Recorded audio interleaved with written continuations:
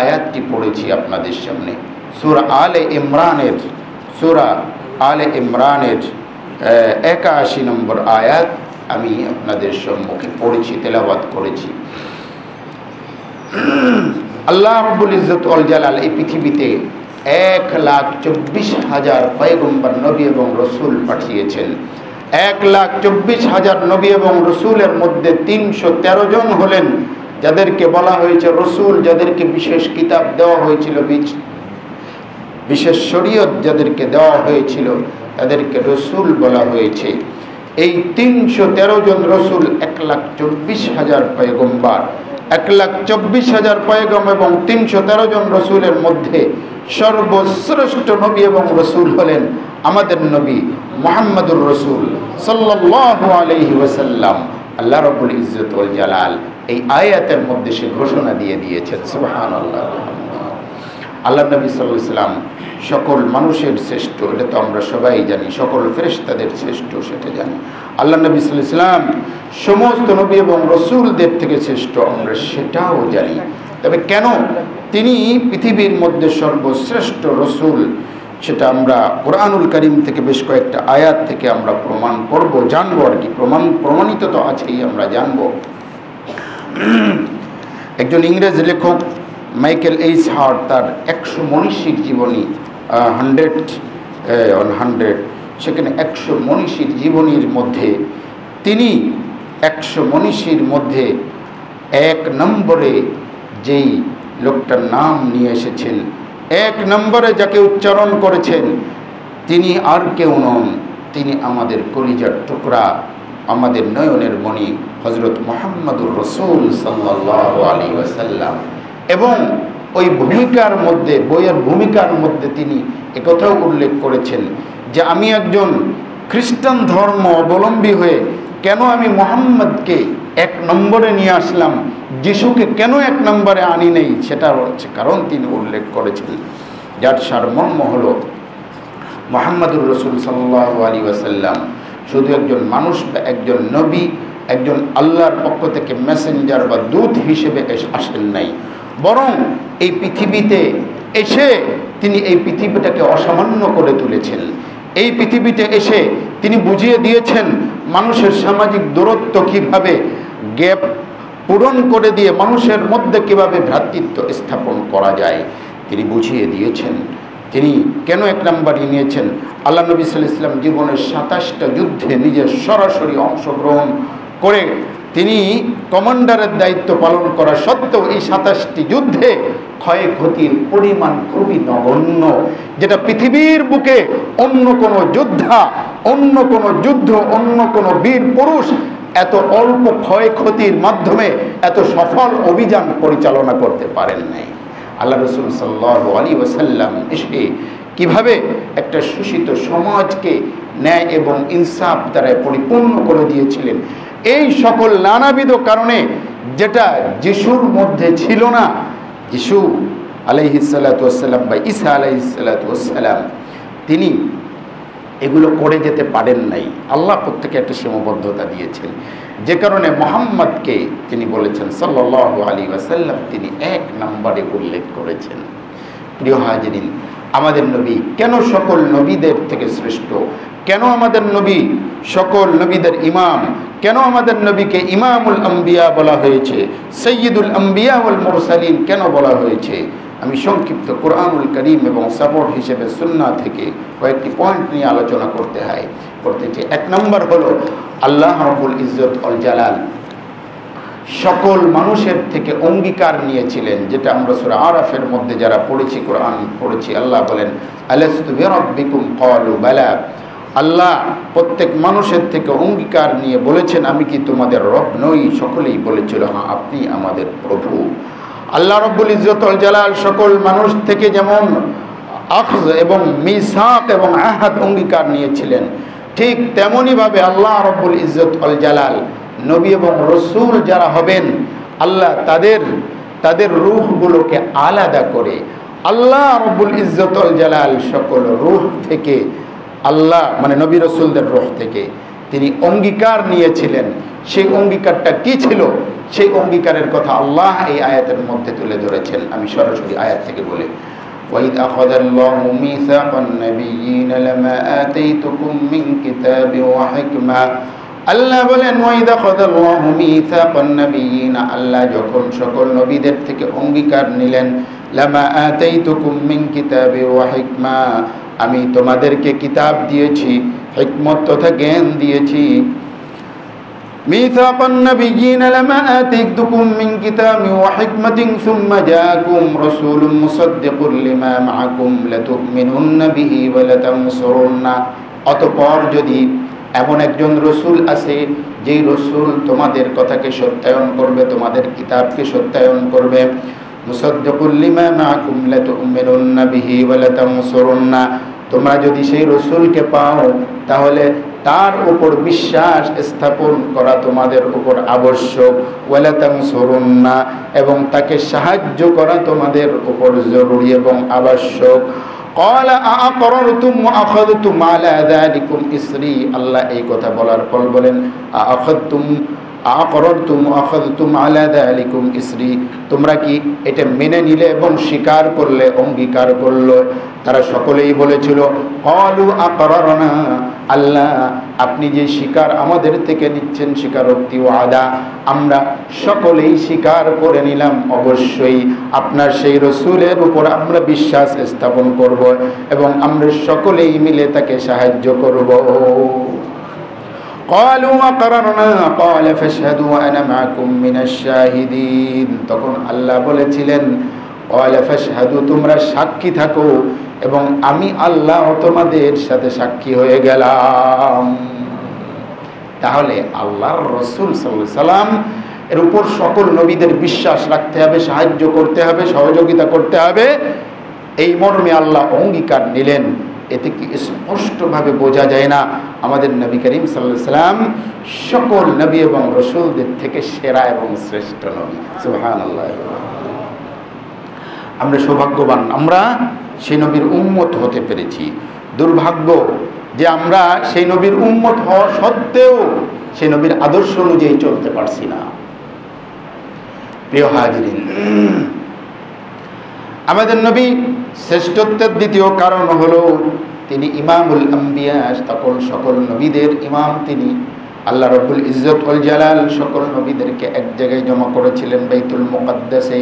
সহিহ হাদিস মুসলিম শরীফের মধ্যে এসেছে, আল্লাহ রাসূল সাল্লাল্লাহু আলাইহি ওয়াসাল্লাম বাইতুল মুকাদ্দাস থেকে সপ্ত আকাশে যাওয়ার পথে, ইবনে কাসিরের ভাষ্য অনুযায়ী আসার পথে, যেটাই হোক তর্ক বিতর্ক যাই থাকুক, আল্লাহ নবী সাল্লাল্লাহু আলাইহি ওয়াসাল্লাম যখন বাইতুল মুকাদ্দাসে, হাদিসের মধ্যে এসেছে, আল্লাহ নবীদেরকে জমা করে দিলেন। জিব্রাইল সাথে রয়েছেন, হযরত মুসা আলাইহিস সালাতু ওয়াস সালাম, হযরত ঈসা আলাইহিস সালাতু ওয়াস সালাম, ইব্রাহিম আলাইহিস সালাতু ওয়াস সালাম। নবীদেরকে আল্লাহ নবী সাল্লাল্লাহু আলাইহি ওয়াসাল্লাম মক্কায় এসে বিবরণ দিয়েছেন, মুসাকে কেমন দেখেছেন, ঈসাকে কেমন দেখেছেন, ইব্রাহিমকে কেমন দেখেছেন, সবগুলো দেখেছেন। বলে ইব্রাহিমকে যদি দেখতে চাও তাহলে আমার দিকে তাকাও, আমাকে দেখলেই ইব্রাহিমকে দেখা হবে। আল্লাহু আকবার। আশবাহুন নাসি বি, ইব্রাহিম আমার মতো। বললেন মুসা কেমন, ঈসা কেমন, যাকে যেভাবে দেখেছেন ঠিক অবিকল সেভাবে বর্ণনা দিয়েছেন। সুবহানাল্লাহ।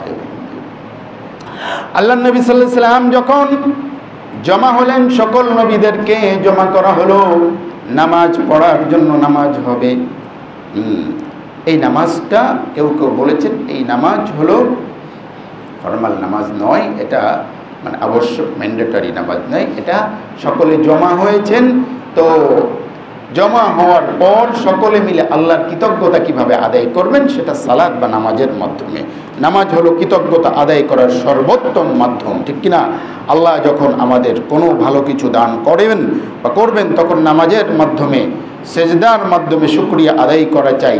আবার যখন কোনো বিপদে ফেলেন তখনও নামাজের মাধ্যমে ধৈর্য প্রার্থনা করা চাই। দুটি আস্তাইনু বিস-সাবরি ওয়াস-সালাহ। আমাদের নবী সাল্লাল্লাহু আলাইহি ওয়াসাল্লাম জিবরাইলের সাথে, জিবরাইল আলাইহিস সালাতু ওয়াস সালাম বললেন সাইড হবে। সবাই একটু যখন আসে প্রধান অতিথি যখন আসে, প্রধান গেস্ট যখন আসে, যারা বসে থাকে তাদেরকে বলা হয় ভাই একটু সাইড দেন। তখন জিবরাইল সাথে করে নিয়ে এসে বললেন তাকাদ্দাম ইয়া মুহাম্মদ, যান আগে চলে যান, ওই জায়গাটা আপনার জন্য অবধারিত। সুবহানাল্লাহ বিহামদিহি। ফাতাকাদ্দামা রাসূলুল্লাহ সাল্লাল্লাহু আলাইহি ওয়াসাল্লাম, প্রিয় নবী সাল্লাল্লাহু আলাইহি ওয়াসাল্লাম আগে বেরলেন এবং সাল্লা রাকাতাইনি, 2 রাকাত সালাত আদায় করলেন। আমাদের নবী ইমামুল আম্বিয়া, সকল নবীদের সামনে দিয়ে আল্লাহ রাব্বুল ইজ্জত ওয়াল জালাল প্রমাণ করলেন তিনি দুনিয়াতেও শ্রেষ্ঠ, আখেরাতেও শ্রেষ্ঠ, হাসরেও শ্রেষ্ঠ, মিজানেও শ্রেষ্ঠ, শাফাআতে কুবরার সময় শ্রেষ্ঠ। তিনি জান্নাতে সবার আগে যাবেন, তার উম্মত সবার আগে জান্নাতে যাবে। আল্লাহু আকবার। প্রিয় হাজিরিন, ইমামুল আম্বিয়া আলাইহিমুস সালাতু ওয়াস সালাম, সকল নবীদের ইমাম। আমাদের নবী কেন সর্বশ্রেষ্ঠ নবী? আমাদের নবী কেন সর্বশ্রেষ্ঠ নবী? আল্লাহ রাব্বুল ইজ্জত ওয়াল জালাল 3 নম্বর কারণ হলো গফারাল্লাহু মা তাকাদ্দামা মিন যামবিহি। সূরা আল ফাতাহের প্রথম আয়াতে আল্লাহ বলেন আমাদের নবীর সামনের পেছনের সকল গুনাহ খাতা আল্লাহ মাফ করে দিয়েছেন। অন্য নবীদের গুনাহ সেটাও মাফ করে দিয়েছেন, তবে প্রকাশ্যে ওপেন ঘোষণা দিয়ে দেন নাই। কেন? এটা আল্লাহ উজ্জ্ব রেখেছেন। এজন্য কিয়ামতের দিবসে যখন বড় মজলিস কায়েম হবে, সবচেয়ে বড় সুপারিশটা আমাদের নবী করবেন আলাইহিস সালাতু ওয়াস সালাম। যখন সকলেই, বুখারী এবং মুসলিম শরীফের মধ্যে এসেছে, সবাই যখন ইয়া নাফসি বলে চিৎকার করবে, সেই ইয়া নাফসির মধ্যে নবীরাও থাকবেন। সকল লোকজন জমা হয়ে বলবে আমরা এই মুহূর্তে কি করতে পারি? বিপদের সময় আমরা বড়দের কাছে গিয়ে আশ্রয় প্রার্থনা করি, ঠিক তো নাকি? যখন কোনো বিপদে পড়ি তখন মুরব্বীর কাছে দৌড়ে যাই, পরিবারের মধ্যে মাথা ধরা যারা থাকে তাদের কাছে যাই, সমাজের মাথা ধরা যারা থাকে তাদের কাছে যাই, সামাজিক কোনো বিপদ আসলে, পারিবারিক বিপদ আসলে পারিবারিক যে মুরব্বী তার কাছে যাই, ঠিক কিনা? উম্মত চিন্তা করবে কার কাছে যাব, কোথায় যাব? সকলে মিলে পরামর্শ করে আবুল বাশারের কাছে চলে যাবেন, তথা আদম আলাইহিস সালাতু ওয়াস সালাম। আদম আলাইহিস সালাম কি? আবুল বাশার, সকল মানুষের পিতা, মানব জাতির পিতা। তো মানব জাতির পিতা হযরত আদম আলাইহিস সালাতু ওয়াস সালামের কাছে প্রথমেই যাবেন, বলে আপনি আনতা আদম, আপনি হলেন আদম। আল্লাহ আপনাকে সম্মানিত করেছেন, আসকানাকাল জান্নাহ, আল্লাহ আপনাকে জান্নাতে রেখেছেন। ইন্নাল্লাহ ইসতাফাকা, আল্লাহ আপনাকে সর্বপ্রথম মানব হিসেবে পৃথিবীতে পাঠিয়েছেন। ফাশফা লানা, আমাদের জন্য একটু সুপারিশ করুন। আদম আলাইহিস সালাতু ওয়াস সালাম বলবেন আমি পারবো না। কেন? ওই যে নিষিদ্ধ গাছের ফল ভক্ষণ করে আমি কি হয়েছি? জান্নাত থেকে বের হয়েছি। আল্লাহ তো মাফ করে দিয়েছেন, করেন নেই? আল্লাহ মাফ করে দিয়েছেন, তবুও আদম আলাইহিস সালাতু ওয়াস সালাম ভীত থাকবেন যে আল্লাহ দুনিয়ার জন্য মাফ করে দিয়েছেন, কথা ঠিক আছে, কিন্তু আখেরাতের জন্য যদি মাফ না করেন, দুনিয়াতে ব্যাস শেষ, সুপারিশের অধিকার আমার নেই, সেটা বলবেন। এরপরে নূহ আলাইহিস সালাতু ওয়াস সালামের কাছে ইব্রাহিম আলাইহিস সালাতু ওয়াস সালাম, ইব্রাহিম আলাইহিস সালাম, প্রত্যেকে একটা কজ দেয়। ইব্রাহিম আলাইহিস সালাম বলবেন আমি 3টা মিথ্যা কথা কইছিলাম, সেটা ব্যাখ্যা আছে, আসলে সেটা কি মিথ্যা ছিল নাকি এটা ছিল, ব্যাখ্যায় যাচ্ছি না। মুসার কাছে যাবে, মুসা আলাইহিস সালাতু ওয়াস সালাম বলবেন আমার নামে একটা মার্ডার কেসের মামলা ছিল, ওই যে এক কিপ্তিকে ঘুষি মারছিল, কাজে আমার ভয় লাগে। ঈসা আলাইহিস সালাতু ওয়াস সালামের কাছে আসবে। ঈসা আলাইহিস সালাতু ওয়াস সালাম অবশ্যই উনি কোনো কেস বা মামলার কথা বলবেন না, উনি বলবেন যে এই জায়গা আমার নয়, তোমরা সবাই মুহাম্মাদের কাছে যাও। মুহাম্মদুর রাসূল সাল্লাল্লাহু আলাইহি ওয়াসাল্লামের কাছে যখন যাবেন, আল্লাহ নবী সাল্লাল্লাহু আলাইহি ওয়াসাল্লাম সকলের জন্য সুপারিশ করবেন। সুবহানাল্লাহি ওয়া বিহামদিহি। প্রিয় হাজিরিন, এখান থেকে বোঝা যায় আল্লাহ রাব্বুল ইজ্জত ওয়াল জালাল নবীর সকল গুনাহ খাতাগুলো মাফ করে দিয়েছেন। এখানে গুনাহ মানে ওই গুনাহ না যে আমরা করে থাকি, মদ খাওয়া, জুয়া খেলা, সুদ খাওয়া, এই সকল গুনাহ নয়। এখানে জাম্বুন থেকে উদ্দেশ্য হলো নবী এবং রসুলের একটা শান বা মর্যাদার পরিপন্থী কোনো কাজ যদি হয়ে যায় সেটাকেই গুনাহ বলা হয়েছে। মানব সমাজের মধ্যে অপরাধ বলতে এমন কোনো অপরাধ কোনো নবী এবং রসুল করেন নাই। কিছু ভুল বোঝাবুঝির সৃষ্টি হয়েছে আদমের ক্ষেত্রে, মুসার ক্ষেত্রে, সকলের ক্ষেত্রে, আমাদের নবীর ক্ষেত্রে কিছু ভুল বোঝাবুঝি আর কি। মুসা আলাইহিসসালাম শাসন করতে গিয়ে মেরে ফেলেছেন আর কি। আদম আলাইহিসসালাম আসলে জান্নাতে স্থায়ীভাবে থাকার জন্যই ভুল করে ফেলেছেন। এরকম অনেক ব্যাখ্যা আছে।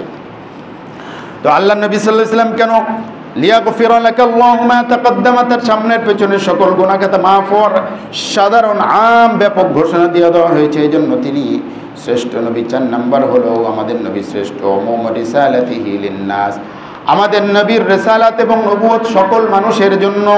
অন্য নবী এবং রাসূলদের রিসালাত হলো শুধুমাত্র তার কওমের জন্য। আল্লাহ রাব্বুল ইজ্জতুল জালাল বলেন, ইন্না আরসালনা নূহান ইলা কওমিহি আন আনযির কওমাকা মিন ক্বাবলি আন ইয়াতিয়াহুম আযাবুন আলীম। সূরা নূহ 29 পারার প্রথম আয়াত মিলিয়ে নিয়েন। ইন্না আরসালনা নূহান ইলা কওমিহি, আমি নূহকে তার সম্প্রদায়ের কাছেই পাঠিয়েছি। কোথায় পাঠিয়েছি? সারা জগতের জন্য না, সকল মানুষের জন্য না। ইন্না আরসালনা নূহান ইলা কওমি, তার নিজেদের সম্প্রদায়ের। সূরা নূহের প্রথম আয়াত। আল্লাহ বলেন ওয়াইলা আদিন নাখাহুম হুদা, সূরা হুদের 50 নম্বর আয়াতে বলেন ওয়াইলা আদিন নাখাহুম হুদা, আদ জাতির কাছে তাদের ভাই হুদকে পাঠিয়েছি। তাদের ভাই আদ জাতির কাছে হুদকে পাঠিয়েছেন। সকল মানুষের জন্য না, সকল ভাষীর জন্য না, সকল জাতির জন্য না। ওয়াইলা সামুদা আখাহুম সালিহা, সূরা আরাফের 73 নম্বর আয়াতে আল্লাহ বলেন আর ওয়াইলা সামুদা, সামুদের কাছে আমি কাকে পাঠিয়েছে? তাদের ভাই, তাদের গোত্রের একজন সালেহকে পাঠিয়েছি। এমনভাবে প্রত্যেক গোত্রের কাছেই নবীদেরকে পাঠিয়েছেন। আর আমাদের নবীকে আল্লাহ কি পাঠিয়েছেন? সকল মানুষের জন্য পাঠিয়েছেন। ওয়ামা আরসালনাকা ইল্লা কাফাতাল লিন-নাসি বাশীরা ওয়া নাযীরা, আমি ওমা আরসালনাকা ইল্লা কাফাতাল লিন-নাস, কাফা মানে হলো সবাই, একটা মানুষও বাদ পড়বে না। কাফাতান, আল্লাহ এতটুকু বলতে পারেন ওমা আরসালনাকা লিন-নাস বললে হইতো যে মানুষের জন্য, মানুষ বললে সমগ্র মানুষ। কাফা শব্দ যোগ করে আল্লাহ রাব্বুল ইজ্জত ওয়াল জালাল জানিয়ে দিয়েছেন একটা মানুষও বাদ পড়বে না। ওমা আরসালনাকা ইল্লা কাফাতাল লিন-নাসি বাশীরা ওয়া নাযীরা, সকল মানুষের জন্যই আপনাকে পাঠিয়েছি। এজন্য আমাদের নবী অন্য নবীদের শ্রেষ্ঠ। 5 নম্বর হলো আমাদের নবীর রিসালাত শুধুমাত্র মানুষের জন্য নয়, বরং মানুষ জিন সবার জন্যই আল্লাহ নবী সাল্লাল্লাহু আলাইহি ওয়াসাল্লাম আমাদের নবী মুহাম্মদুর রাসূল নবী এবং রাসূল হয়ে এসেছেন। কুরআনুল কারীমে একটা সূরাই তো আছে, সূরা জিন। সূরা জিন নামে একটা সূরা আছে না, 29 পারা সূরা জিন। সেখানে জিন জাতির ইতিহাসের কথা আছে। জিন অস্বীকার করার সুযোগ নেই, জিন একটা জাতি। কেউ যদি জিন জাতিকে অস্বীকার করে সে কিন্তু ঈমানদার থাকবে না। জিন একটা জাতি রয়েছে, আল্লাহ কুরআনুল কারীমে তাদের কথা বলেছেন। তো কুরআনুল কারীমের মধ্যে এসেছে তাবারাকাল্লাযী নাযালাল ফুরকানা আলা আবদিহি লিয়াকুনা লিল আলামিনা নাযীরা। আল্লাহ বলেন মহামহিয়ান বরকতময় প্রভু তিনি নাযালাল ফুরকান, তিনি ফুরকান নাজিল করেছেন। নাযালাল ফুরকান আলা আবদি, তার বান্দা মুহাম্মাদের নিকট লিয়াকুনা লিল আলামিনা নাযীরা, তিনি গোটা আলামকে, আলামিনকে এই কোরআনের আলোকে সঠিক পথ দেখাবেন, ভয় দেখাবেন। তাহলে আল আলামিন, তাফসীর সম্রাট ইমাম কুরতুবী বলেছেন আল মুরাদু বিল আলামিন হা হুনা আল ইনসু ওয়াল জিন্নু।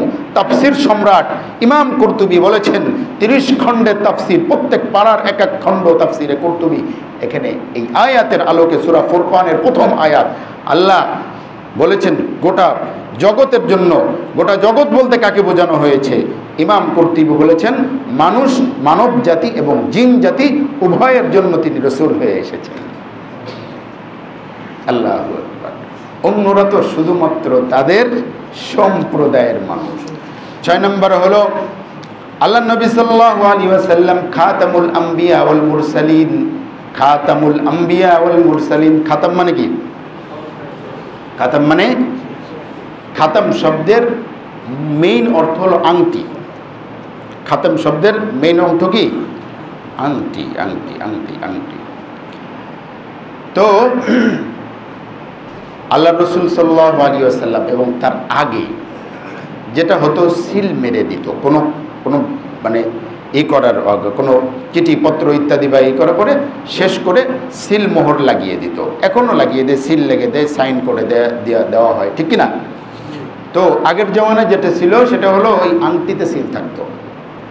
আল্লাহ রসুল সাল্লাল্লাহু আলাইহি ওয়াসাল্লামের আংটির মধ্যে যে সিলটা ছিল, যে চিহ্নটা ছিল, মুহাম্মাদুন রাসূলুল্লাহ, মুহাম্মদ আল্লাহর রসুল। তবে মুহাম্মদটার নিচেই ছিল, রসুলটা মাঝে ছিল, আল্লাহটা মানে সাধারণত আমরা উপর থেকে নিচের দিকে পড়তে পড়তে আসি না, কিন্তু ছিল ব্যতিক্রম। মুহাম্মাদুর রাসূলুল্লাহ, আল্লাহর নাম সবার আগে, রসুল মাঝে, মুহাম্মদ সবার শেষে, মুহাম্মাদুর রাসূলুল্লাহ। এই আংটিটা ছিল আল্লাহ রসুল সাল্লাল্লাহু আলাইহি ওয়াসাল্লামের আংটি। আল্লাহর নবীর পরে আবু বকরের কাছে ছিল, আবু বকরের পরে ওমরের কাছে ছিল, হযরত ওমরের পরে হযরত ওসমানের কাছে ছিল। এবং হযরত ওসমানের সময় আমার শরীরের মধ্যে কম্পন কেঁপে উঠছে, কাটা দিয়ে আসছে। হযরত ওসমানের সময় ওই আংটিটা হারিয়ে যায়, একটা কূপের মধ্যে পড়ে। ওই কূপের সমস্ত পানি সেচে ফেলে কাদা কুদা সব উঠায়ও আর আংটি উদ্ধার করা যায় না। উম্মতের মধ্যে সর্বপ্রথম বৃহৎ আকারে ফিতনা এসেছিল ওই আংটি হারিয়ে যাওয়ার পরে। হযরত উসমান গনি রাদিয়াল্লাহু তাআলা আনহুকে জীবন দেওয়ার মাধ্যমে কি করেছিল, সেই ফিতনার দরজা উন্মুক্ত হয়ে গিয়েছিল। সুবহানাল্লাহ। তাহলে আল্লাহ রাসূল সাল্লাল্লাহু আলাইহি ওয়াসাল্লাম যেটা বলছিলাম, যে খাতাম শব্দের মেইন অর্থ হলো আংটি। আংটি দিয়ে সিল দিয়ে দেওয়া হতো। কোনো একটা জিনিসের মধ্যে সিল মেরে সাইন করে দেওয়ার অর্থ হলো এটার মধ্যে আর কম বেশি করা যাবে যাবে নাকি? হ্যাঁ, কারো সাইন করা, সিল মেরে সাইন করা কাগজ বা কোনো লেটার, এর মধ্যে যদি এরপরে যদি কোনো কিছু বাড়ানো হয়, কেউ যদি বাড়ায়, তাহলে সেটা কি জালিয়াতি বলে গণ্য হবে না? হবে কি হবে না? তাহলে মানে আংটি তথা সিল মেরে সাইন করে দেওয়ার অর্থ হলো এখানে সংযোজন বিয়োজনের সকল পথকে কি করা হলো? রুদ্ধ করে দেওয়া হলো, বন্ধ করে দেওয়া হলো। আমাদের নবী হলেন খাতামুল আম্বিয়া ওয়াল মুরসালিন, সর্বশেষ নবী, অর্থাৎ আল্লাহ রব্বুল ইজ্জত ওয়াল জালাল নবুয়তের লিস্ট বা তালিকার সর্বশেষ আমাদের নবী করিম সাল্লাল্লাহু আলাইহি ওয়াসাল্লামকে এনে একেবারে সিল মেরে সাইন করে দিয়ে গেলেন। এখানে আর কোনো সংযোজন বিয়োজনের পথ নাই, একেবারে চিরদিনের মতো সেই পথকে রুদ্ধ করে দেওয়া হলো। মা কানা মুহাম্মাদুন আবা আহাদিম মির রিজালিকুম ওয়ালাকিন রাসূলুল্লাহি ওয়া খাতামান নাবিয়্যিন। অতএব খাতমে নবুয়তকে যে বা যারা অস্বীকার করে, সন্দেহ পোষণ করে, সে মুসলমান থাকতে পারে না, সে মুমিন থাকতে পারে না। এই জন্য মাঝে মধ্যে আমরা কাদিয়ানীদেরকে নিয়ে কথা বলি। কেন কাদিয়ানীরা মুসলিম নয়? কেন তাদের মুসলমানিত্ব প্রশ্নবিদ্ধ? তারা যদিও নামাজ পড়ে, তারা যদিও রোজা রাখে, তারা যদিও আল্লাহকে স্বীকার করে, তবু কেন তাদেরকে আমরা মুসলমান মনে করি না? এজন্য মুসলমান মনে করি না কেন? মা কানা মুহাম্মাদুন আবা আহাদিম মির রিজালিকুম ওয়ালাকিন রাসূলুল্লাহি ওয়া খাতামান নাবিয়্যিন। খাতমে নবুয়তের মধ্যে তারা সন্দেহ সৃষ্টি করেছে, খাতমে নবুয়তের মধ্যে তারা আঙ্গুল তুলে দিয়েছে।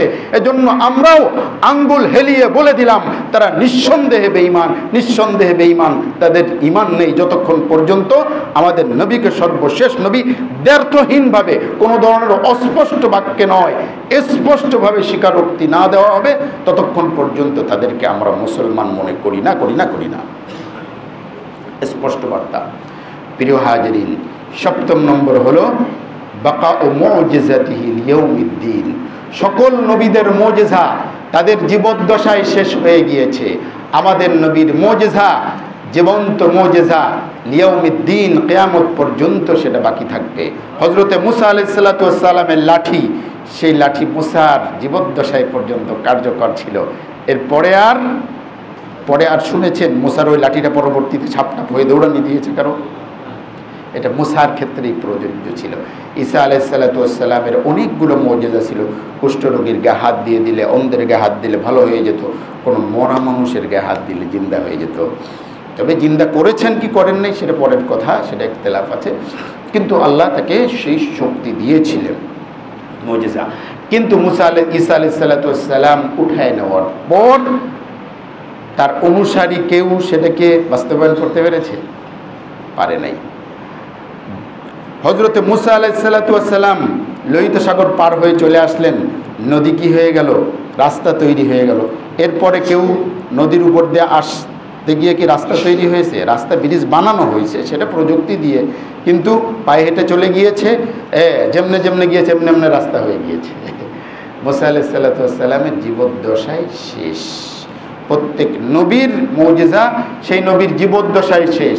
প্রত্যেক নবীকে যে কিতাব দেওয়া হয়েছিল, সেই কিতাব নবীর ইন্তেকালের পরে 20 থেকে 50 বছরের মধ্যে সেটা আমূল পরিবর্তন হয়ে গিয়েছে। আমাদের নবীকে যে মুজিজা দেওয়া হয়েছিল, কোরআনুল কারীম দেওয়া হয়েছিল, কোরআনুল কারীম অবতরণ হয়েছে, কোরআনুল কারীম অবতরণ হয়েছে আজ থেকে 1460 বছর আগে। 1447 হিজরি চলে না? 47-এর সাথে আর 13 যোগ করবেন। কেন? হিজরতে 13 বছর আগে তো আল্লাহ নবী সাল্লাল্লাহু আলাইহি ওয়াসাল্লাম নবুয়ত পেয়েছিলেন। 47 আর 13 কত হয়? 1460 বছর আগে যেই ওহীর ধারা শুরু হয়েছিল, যে ওহী এসেছিল, সেই ওহীর মধ্যে কোনো ধরনের রদবদল হয়েছে, পরিবর্তন হয়েছে? জীবন্ত কিতাব কোরআনুল কারীম মুজিজা স্পষ্ট। আপনি একটা কলিকাতা ছাপা কোরআন শরীফ মিলায় দেখেন, আপনি ঢাকার বাংলা বাজারের ছাপা মিলায় দেখেন, মিশরের ছাপা মিলায় দেখেন, বাইরুত, যারা সবচেয়ে ইন্টারন্যাশনাল কিতাবের মার্কেট হলো বাইরুত লেবানন, কিংবা করাচি বা ইন্ডিয়া দিল্লি, সে মিলিয়ে দেখেন, বা তুরস্কের ইস্তাম্বুলের কপি মিলায় দেখেন, 10টা কোরআনুল কারীম মিলায় দেখেন, হয়তো ছাপা ভিন্ন, কোনোটা গোটা গোটা, কিন্তু আপনার উচ্চারণ, জের, জবর, নুক্তা এর মধ্যে কোনো ধরনের কি ব্যবধান আছে? নেই। কিন্তু আপনি 10টা কোরআনের অনুবাদকে যখন মিলায় দেখবেন, অনুবাদের মধ্যে কিন্তু বেশ কম। অনুবাদ তো মানুষে তৈরি করেছে। অনুবাদ কে করেছে? মানুষে করেছে। এই জন্য 10টা অনুবাদ মিলালে আপনি 10টার মধ্যে ব্যবধান পাবেন, কিন্তু 10টা মূল কোরআনুল কারীম, কোনোটা ইস্তাম্বুল থেকে ছাপা একটা, আর একটা হলো ঢাকার থেকে ছাপা, দুটা মিলায় দেখেন, একটা মিশর থেকে ছাপা, একটা দিল্লির থেকে ছাপা, মিলায় দেখেন, দুইটার মধ্যে কোনো ধরনের অমিল নেই। আল্লাহ রব্বুল ইজ্জত ওয়াল জালাল আমাদের নবীকে তার কিতাবের মধ্যে কোথাও নাম ধরে না ডেকে তার গুণ বা বৈশিষ্ট্য ধরে ডেকেছেন, আদর করে করে ডেকেছেন। অন্য নবীদেরকে নাম ধরে ধরে সম্বোধন করেছেন। কোরআনুল কারীমে যেমন এসেছে, হযরত নূহকে বলেছেন, দাউদকে বলেছেন, ইয়া দাউদ ইন্না জাআলনাকা খলিফাতান ফিল আরদ, দাউদ আমি আপনাকে জমিনের খলিফা বানিয়েছি। সূরা সদের মধ্যে এসেছে, কিলা ইয়া নূহ বিসালামিন মিন্না ওয়া বারাকাতিন আলাইকা, ইয়া নূহ বিসালামিন, আপনি সালামতের সাথে অবতরণ করুন। যখন তিনি যদি পর্বতে অবতরণ করলেন, সূরা হুদের মধ্যে এসেছে। ইয়া ইব্রাহিম আ'রিদ আন হাদা, সূরা হুদের ঠিক 76 নম্বর আয়াতের মধ্যে, ইয়া ইব্রাহিম, ইব্রাহিম এটা বাদ দেন। ইয়া ইয়াহইয়া খুদিল কিতাবা বিকুওয়া, সূরা মারিয়ামের 12 নম্বর আয়াতের মধ্যে, ইয়াহইয়া তুমি কিতাবকে ভালো করে ধরো। ইয়া জাকারিয়া ইন্না নুবাশশিরুকা বিগুলামিন ইসমুহু, ইয়াহইয়া সূরা মারিয়ামের 7 নম্বর আয়াতের, হে জাকারিয়া আপনাকে একটা পুত্র সন্তানের সুসংবাদ দিলাম। ইয়া মূসা ইন্নী ইসতাফাইতুকা আলান নাস, সূরা আরাফ 146 নম্বর আয়াত। তো এখানে বলেছেন যে মূসা আপনাকে আমি নির্বাচিত করলাম। আল্লাহ রসুল সাল্লাল্লাহু আলাইহি ওয়াসাল্লামকে আল্লাহ বলেন নাই কোথাও কোরআনুল কারীমের মধ্যে ইয়া মুহাম্মদ কিংবা ইয়া আহমদ না বলে কি বলেছেন? রসুল বলে ডেকেছেন। রসুল হলো আল্লাহর গুণ বা বৈশিষ্ট্য। আল্লাহ নবী সাল্লাল্লাহু আলাইহি ওয়াসাল্লাম ইয়া আইয়ুহার রাসূল বাল্লিগ মা উনজিলা ইলাইকা মির রাব্বিক, সূরা মায়েদার 67 নম্বর আয়াত, হে রসুল আপনার উপর যা অবতরণ হয়েছে সেটা আপনি পৌঁছে দিন। ইয়া আইয়ুহাল মুজাম্মিল কুমিল লাইলা ইল্লা কালিলা, হে মুজাম্মিল উঠুন, উঠে দেন, কুমিল লাইলা রাতের বেলা উঠে ইবাদত করুন। মুজাম্মিল মানে কম্বল বা চাদর আবৃত। ইয়া আইয়ুহাল মুদ্দাসসির কুম ফাআনদির, মুদ্দাসসির আপনি কম্বলের নিচে আছেন, চাদর পরে আছেন, ওঠেন। আল্লাহ নবী সাল্লাল্লাহু আলাইহি ওয়াসাল্লামকে আল্লাহ রাব্বুল ইজ্জত ওয়াল জালাল বলেছেন ইয়াসিন ওয়াল কুরআনিল হাকিম। অনেক তাফসীর কারকদের অভিমত হলো ইয়াসিন হলো আল্লাহ রাসূল সাল্লাল্লাহু আলাইহি ওয়াসাল্লামের একটি আল্লাহর দেওয়া ভালোবাসার নাম। ইয়াসিন, তাহা, তো এরকমভাবে আল্লাহ রব্বুল ইজ্জত ওয়াল জালাল তার নাম না ধরে তাকে ইজ্জত সম্মান ভালোবাসার সাথে বিভিন্ন সিফাত বা বৈশিষ্ট্য ধরে ডেকেছেন। এই জন্য আমরা মনে করি আমাদের নবী হলো সর্বশ্রেষ্ঠ নবী, সে নবীর উম্মত হওয়ার তৌফিক আল্লাহ আমাদেরকে দান করেছেন। সত্যিকার অর্থে যেন আল্লাহ আমাদেরকে ওই নবীর আদর্শ অনুযায়ী চলার তৌফিক দান করে, বলুন আমিন।